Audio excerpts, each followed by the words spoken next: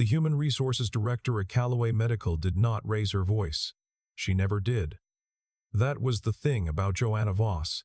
She delivered difficult news the way a surgeon removed a splinter, with precision and the minimum expression required to complete the task. "Mr. Hale," she said, setting a single sheet of paper on the conference table between them. "Your attendance record for the past quarter reflects 11 late arrivals. Hospital policy allows 3. Your employment is terminated effective today." Owen Hale sat across from her in the small second-floor conference room that smelled of recycled air and old coffee. He was 38. Dark flannel jacket. Hands that had learned to stay still. He looked at the paper for 4 seconds. At the signature at the bottom. Not Voss's, but the chief operating officer's. A man named Dennis Falk. And then he looked at Joanna Voss without expression. He did not say that his son had been in the hospital twice in the past 3 months. He did not say that the second time, the nurses had asked him to stay because Theo had woken up at 2 a.m., screaming for him, and Owen had held the boy's hand until he fell back asleep at 4:45, and then driven to work and arrived at 8:22, which was 22 minutes past the shift opening. He did not say any of that. He nodded once. He stood. He thanked her by name. He walked out. To understand why Owen Hale said nothing in that room, you need to go back to the morning of October 3rd. The kitchen of a small ranch house on Birch Road in Galveston smelled like scrambled eggs, and something burnt because Theo had gotten up early and tried to make toast by himself. He was 7.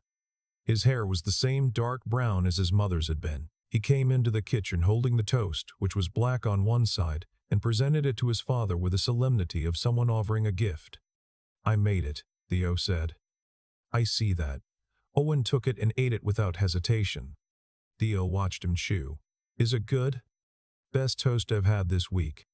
Theo climbed up onto the counter stool and began eating his eggs. He ate slowly, the way children do when they have something to say and are building up to it. At 7:10, he put his fork down. "Dad." Jacob's dad coaches his soccer team, and Reyes's dad comes to every game, and Marcus's dad. "I know, Peanut. You never come." Owen set his coffee down. He looked at his son, who was looking at the eggs. "I am going to come on Saturday, I promised." "You said that last time." "I know I did. I didn't make it last time." He moved around the counter and put a hand on the back of Theo's head. "Saturday. I'll be the loudest one there." Theo picked up his fork again. He didn't say anything, but he did not pull away from his father's hand. Owen had a morning shift at Callaway Medical's logistics and supply chain department. He coordinated medical equipment delivery across 3 hospital campuses. He was 4.2 miles from the hospital and left by 7:35 most mornings. On October 3rd, he left at 7:35. He arrived at 8:51. The traffic on the Galveston Causeway had stopped because of an accident. He sat on the bridge for 71 minutes with the engine idling and watched a man in the silver sedan in the adjacent lane read the same page of a paperback 4 times without turning it. He did not call in. His phone had died. The charging cable in his truck had broken the week before, and he had not yet bought a new one. He arrived and submitted a written incident report. He was told it would be reviewed. It was not reviewed, or it was reviewed, and the number in Falk's spreadsheet changed from 10 to 11, and nobody called it a coincidence. That was the 11th mark. Now he walked out of the conference room with a small cardboard box, and the photograph of Theo from his desk, and the plant Theo had given him for Father's Day that had somehow survived 9 months in a fluorescent office, and he drove to the beach. He sat in his truck at the seawall for 2 hours watching the Gulf. There were pelicans. Theo liked pelicans. Owen made a note in his head to bring Theo to the seawall on Saturday after the soccer game. He called his sister in Houston and asked if Theo could stay the weekend.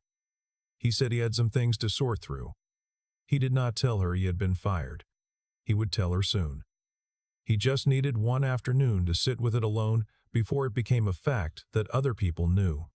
At 1:30 that afternoon, Dennis Falk walked into the office of the chief medical officer and put a cup of coffee on her desk. "Good call on the Hale situation," he said. "Sends the right message before the board meeting." Dr. Margaret Shea looked up from the review she was reading. She was 41. Dark hair cut short. The kind of posture that came from a decade of standing in operating rooms. She had been chief medical officer at Callaway for 2 years, since the previous CMO had retired abruptly, which was the polite word for what had happened. "I wasn't aware there was a call to be made," she said. "I thought HR was handling it." "HR handles it, but it comes from up the chain." Falk smiled. He was 54. The kind of man who smiled as a preamble to whatever he said next, so that the smile was not a reflection of emotion but a grammatical feature of his speech. "It's a tight quarter. Board wants to see operational discipline before the acquisition talks. One of the logistics supervisors had attendance issues." Shay looked at him. "Which one?" "Hale. Owen Hale." She did not react. She looked back at her review. "I see. Good instinct," Falk said. When he left, she sat very still for a moment. Then she opened her email and typed a name into the search bar and read what came up, which was not much because Owen Hale was not a man who generated paperwork. His performance reviews use words like dependable, precise, and the kind of phrase that managers wrote when they didn't know how else to say that someone was the reason things worked, consistently exceeds expectations under pressure. She closed the email. She had a board pre-meeting dinner in Kama that evening. By 7:40 she was driving back along Route 87, and the rain had started before she reached the bridge. By 8:05 it was coming down hard enough that her wipers could not keep up. She slowed.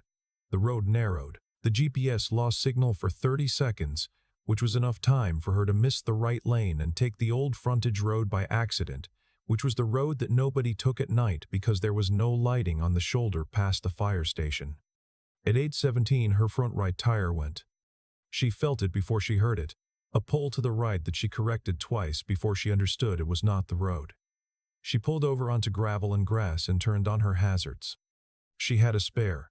She did not know how to change it. She had never needed to know. She had called AAA for the first time in her life at age 23 and had simply continued that practice. She called now. 75 to 90 minutes, the voice said. She thanked the voice. She had 31% battery. She stepped out of the car. The rain was not letting up. She stood at the edge of the road and waved at the headlights going past on the frontage road. A red pickup with a dog in the back. A white SUV. A Jeep going the other way. A sedan. She counted without trying to. 14 vehicles, none of them slowed. At 8:29, a truck came from the south and slowed before she had even moved her arm. It was a dark blue Ford. It pulled past her car and stopped with its hazards matching hers. The door opened. The man who got out moved quickly, not because he was rushing, but because he was someone who covered ground without wasting motion. He wore a dark flannel jacket. She recognized his face at the same moment he recognized hers. They stood on the shoulder of the frontage road in the rain for 3 seconds that lasted much longer than 3 seconds. Owen spoke first. "You got a flat." It was not a question. He had already seen the tire. "Yes," Shay said. She could not find a better word. ACL. 70 minutes. He nodded. He walked to his truck and came back with a flashlight and a rain jacket, his own, the only thing he had in the cab, and held it out to her. She looked at it. "You're already wet," he said, not unkindly, just as a fact. She took the jacket. It smelled like the rain and underneath the rain like something honest that she could not name. None of the coats in her house smelled like anything at all. He jacked the car and changed the tire in 11 minutes. She stood under the open hatch of her car and watched him work. She did not offer to help. She understood that the offer would not help. She watched the way he moved around the car, systematic, no wasted movements, and she thought about the phrase, consistently exceeds expectations under pressure. And she thought about his name on the termination form that she had not put there, but also had not removed. "The spare is not rated for highway speed," he said, standing and closing the trunk. "You should be fine to get home on the surface roads." "Thank you." Her voice came out flat in the rain. Not flat because she was not grateful. Flat because there was too much to say and none of it was right for the shoulder of this road. He nodded once.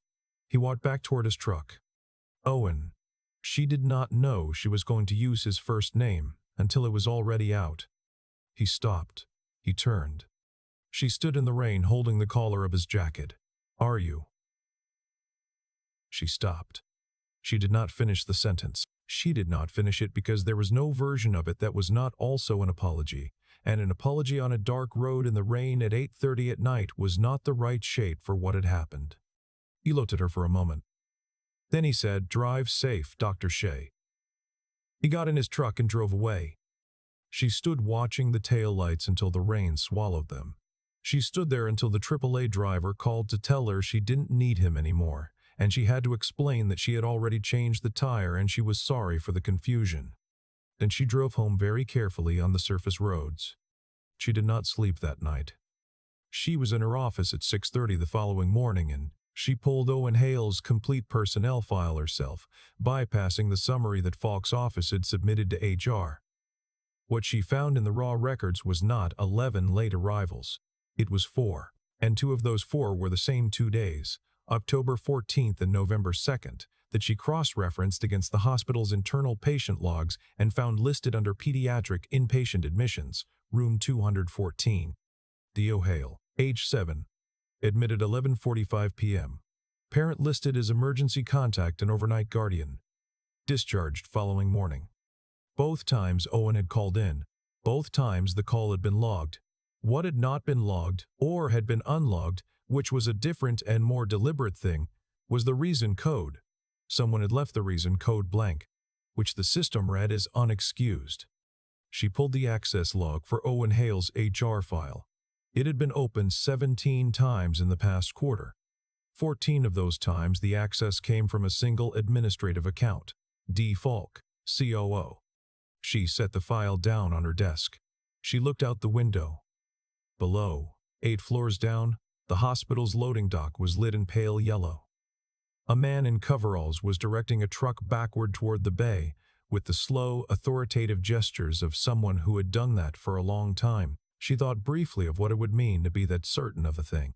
She walked to the window and stood there for a long time. Then she buzzed her assistant. "Get me Sandra Pruitt in records. I need raw access logs, not the summaries. For Dennis Fobbs' administrative account, the past quarter. And then I need you to find me a man named Hector Diaz in loading and supply.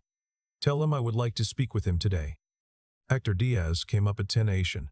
He was 63, a limp he had carried since a forklift accident in 2009, hair gone entirely white on the sides and stubborn dark on top. He sat in the chair across from her desk and did not appear to find the 8th floor particularly impressive. He had a small composition notebook in his breast pocket. "Mr. Diaz," she said, "how long have you worked loading dock?" 19 years, he said. 12 under Hale's department coordination, 8 directly with Hale. "And you kept records?" He took the notebook from his breast pocket and set it on the desk. "My father was a foreman in Corpus Christi for 30 years. He told me, the only thing that protects a good man is a piece of paper that tells the truth. I have kept a record of every shift that came through my dock for 19 years. He opened the notebook to a marked page. Owen Hale. 3 months. Every arrival time. Every departure. Every shift exchange, including the 2 nights he covered my dock personally when I had a procedure and couldn't stand. He put a finger on 2 entries. Those 2 dates are marked in Falk's summary as late arrivals. Owen did not arrive late those days. He arrived the night before and stayed through the morning audit." Shay looked at the notebook. The handwriting was small and exactly even, the kind of handwriting that happened when a person had written the same kind of thing for a long time. "Mr. Diaz," she said, "I need to ask, how long have you known that his records were altered?" Hector folded his hands in his lap. "I suspected it for about 6 weeks. I knew it for certain when I saw his name on the termination notice in the lobby yesterday." He looked at her steadily. "I was waiting for someone to ask."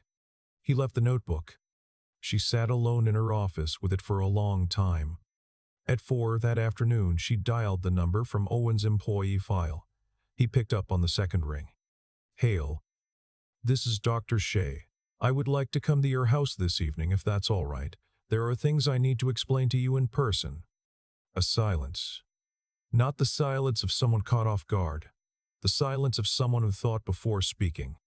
"I have my son home tonight," he said. "I understand. I won't stay long." Another pause. "Okay," he said. He gave the address. He hung up. She drove to Burge Road at 6 Doves with a folder on the passenger seat. Inside it was a reinstatement letter, a handwritten note of apology on her own personal stationery, not hospital letterhead, and the complete documented findings on Falk's account access. The porch light was on. Before she could ring the bell, the door opened and a boy stood in the gap, 7 years old, wearing a green sweatshirt with a dinosaur on the pocket. He had his father's eyes and his mother's hair. "Are you the hospital lady?" Theo said. "Yes," she said. He considered this. "Dad said someone was coming. I'm Theo." He opened the door wider. The house was small and warm and organized the way houses are organized by people who do not have time to be disorganized. A row of small soccer cleats by the door. Drawings taped to the refrigerator. On the shelf by the television. Framed photographs. Theo at what looked like the beach. Theo in a hospital bed grinning. Theo and Owen at a soccer game. And one photograph of a woman with the boy's hair and dark eyes who was laughing at something outside the frame. Owen came out of the kitchen. He was wearing the same dark flannel he had worn on the road. He looked at her the same way he had looked at her on the shoulder of Route 87. Not cold. Not warm. The look of a man who was still deciding how to hold the information she represented. "Dr. Shea." "Margaret." She set the folder on the table. "Please." He gestured at the table. They sat. Theo sat on the floor with a book and immediately appeared to be reading it, which she understood was not quite reading. She told him everything. The raw files. The access logs. Falk's stakes in the contractor currently bidding on the hospital's new supply contract. A conflict of interest that had not been disclosed to the board. Hector's notebook. The 2 nights in pediatric. Owen did not open the folder while she spoke. He listened with the stillness of someone who had been trained to receive information before reacting to it. When she finished, he was quiet for a moment. Then he said, "I'll make coffee." He went to the kitchen. Theo looked up from his book. "He always does that," he said quietly, as if sharing a useful piece of intelligence. "Does what?" "Goes to the kitchen when he doesn't know what to say yet." She looked at the boy. He went back to his book with complete composure. Owen came back with 2 mugs and set them on the table. He sat down. He looked at the folder and then he looked at her. "I'm not going to pretend," she said, "that I came here because the board demanded it, or because the lawyers told me to. I came because you were right and I was wrong, and you deserve to hear that in your own house." He picked up his coffee. He did not say anything for a moment. "I would have been gone from that road in 70 minutes, he said. "I know." "You didn't have to stop." "I didn't stop," she said. "You did." That landed between them. He held his mug. Outside the rain had started again, lighter than the night before, the sound of it steady and low against the window above the sink. Theo climbed up from the floor and stood next to his father and leaned against his arm. Owen put a hand on his son's shoulder without looking down. It was the kind of automatic gesture that happened only after years of practice. "Who were those other people in the pictures?" Theo asked Shea. "The ones with the folder. People who did some things they shouldn't have." He thought about that. "Are they in trouble?" "Yes." "Good," said Theo, and went back to the floor. Owen almost smiled. It was the first time she had seen his face move that way. The slight rearrangement around the eyes, and she understood it was not a frequent event. They talked for another hour. Not about the hospital. About Theo's soccer. About the pelicans at the seawall. About the fact that the house still had a window in the back bedroom that didn't latch properly. And Owen had been meaning to fix it since August. None of it was important. All of it was. When she stood to leave, Theo appeared from around the corner of the hallway with the unmistakable timing of a child who had been listening. "Are you coming to his soccer game?" he said. She looked at Owen. Owen looked at his son with an expression that was impossible to fully read. "I'd like that," she said, "if it's okay with your dad." Theo looked at his father. Owen shrugged one shoulder, which was, she was beginning to understand, the equivalent of a formal agreement from him. Saturday, Theo said. He would back down the hallway. At the door she paused.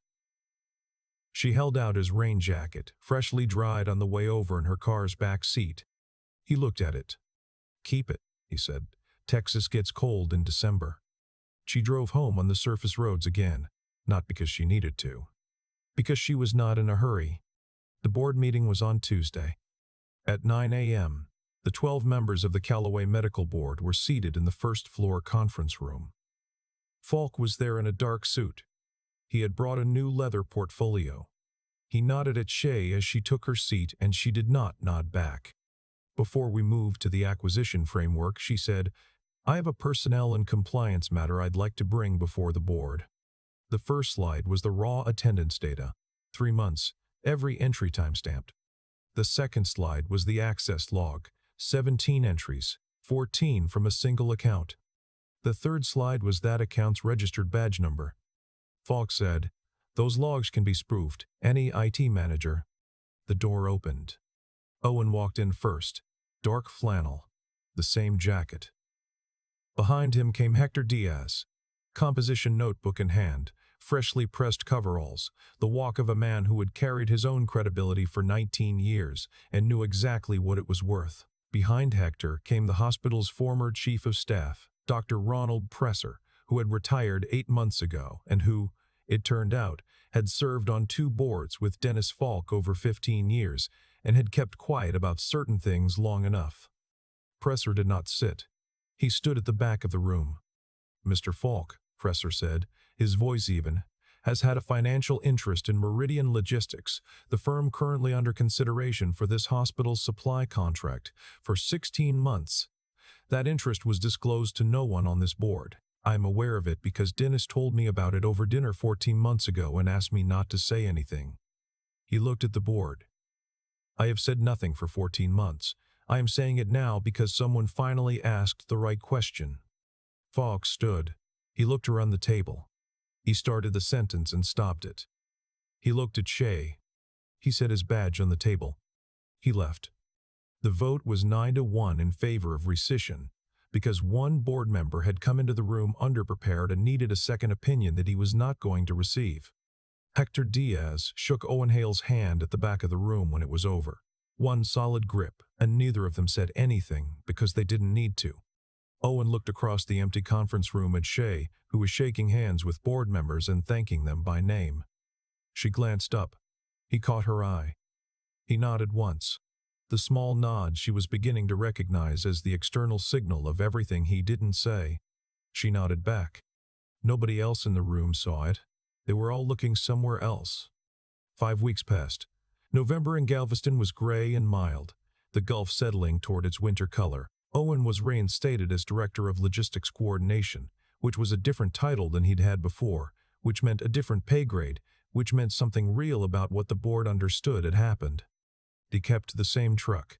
He still ate lunch in the supply break room with Hector's team on Thursdays. Hector's notebook was mounted in a small frame in the hallway outside the supply coordinator's office, behind glass with a typed card that read, "A man who keeps records protects the people who can't protect themselves." Shay had ordered the card herself without asking anyone's permission.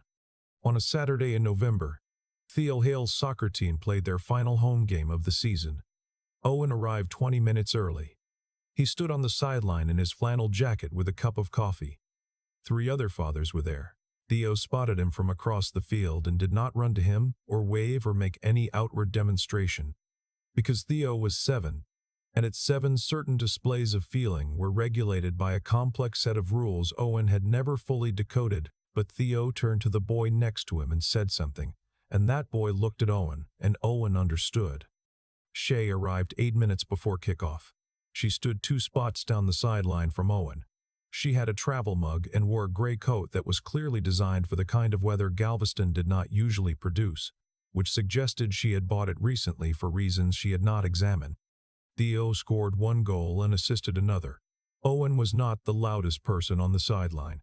That was Hector Diaz, who had not been invited but had shown up anyway and cheered for every child on both teams with perfect impartiality.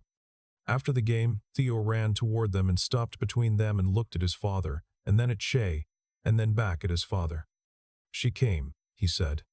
"She did," Owen said. Theo considered this. Okay. He went to find his water bottle. They walked to the parking lot together, the three of them, at the pace that children set when they don't want to go home yet.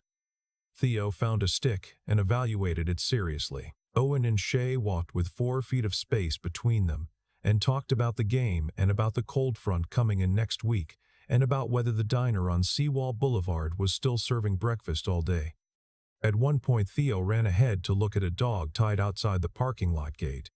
Owen watched him, the way he held out his hand for the dog to smell first, the way he looked back over his shoulder to make sure his father was still there.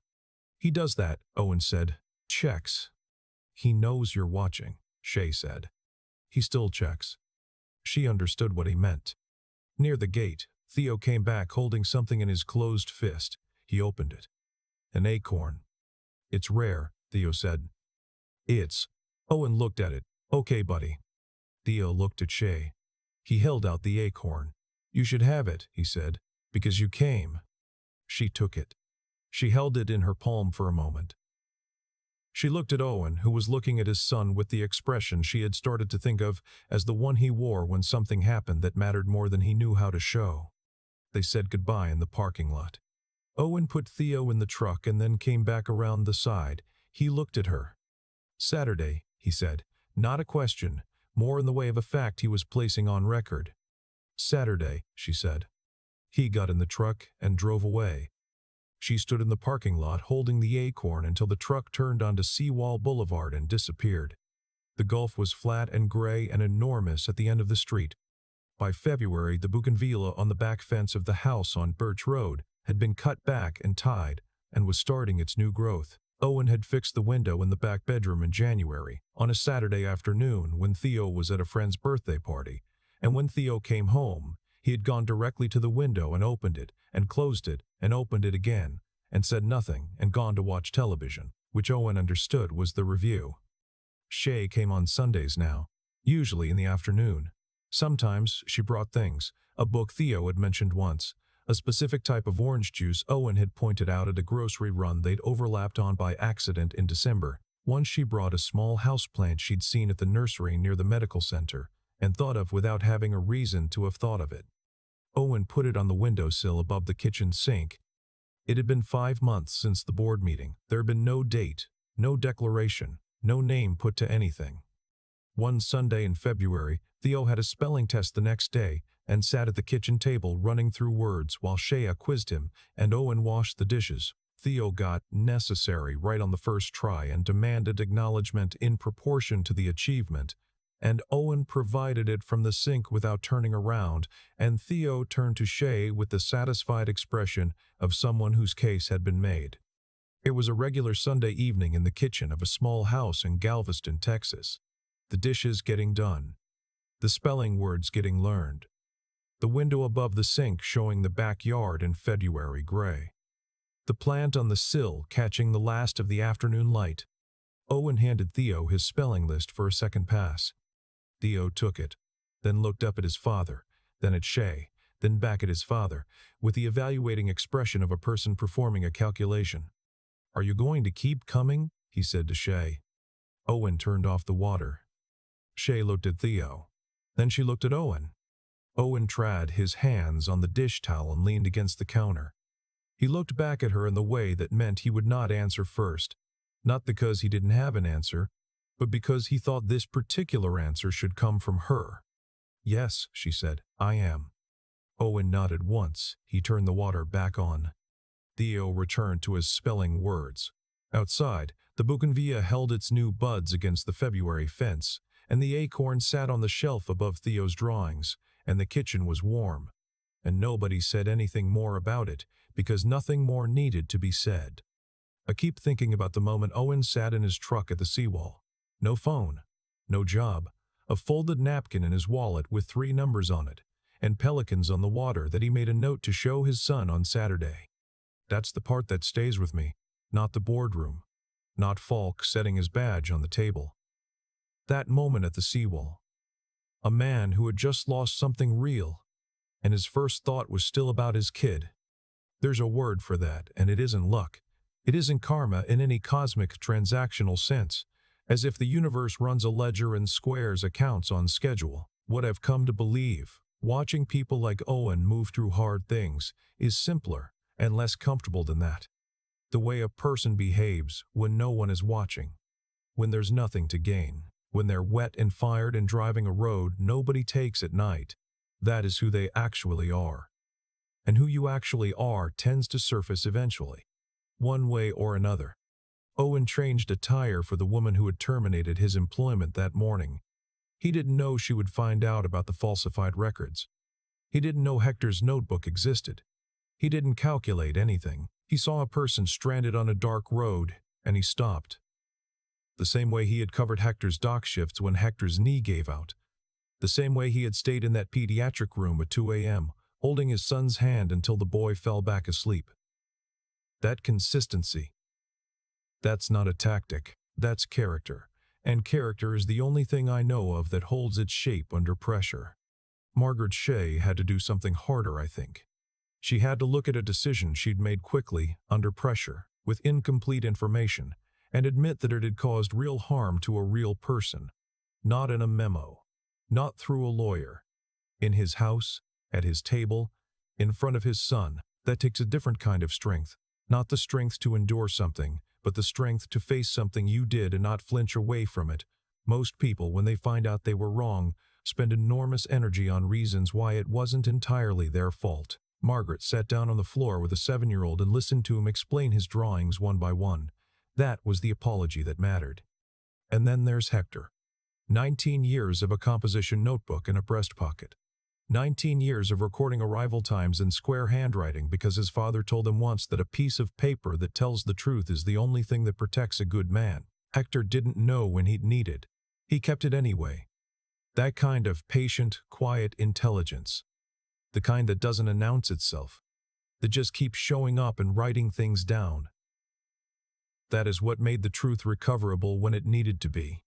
I think about Theo handing Shay an acorn in a parking lot because she came, because she showed up. 7 years old, and he already understood that showing up is the whole thing. It is the whole thing. I'm more convinced of that every year. Not grand gestures, not speeches. Just, are you there when it's inconvenient? Do you stop when 14 other cars don't? Do you keep the notebook even when nobody asks to see it? The people who do those things quietly, for years, without recognition, they're not waiting for the world to notice. They're just building something solid, and solid things, eventually, stand.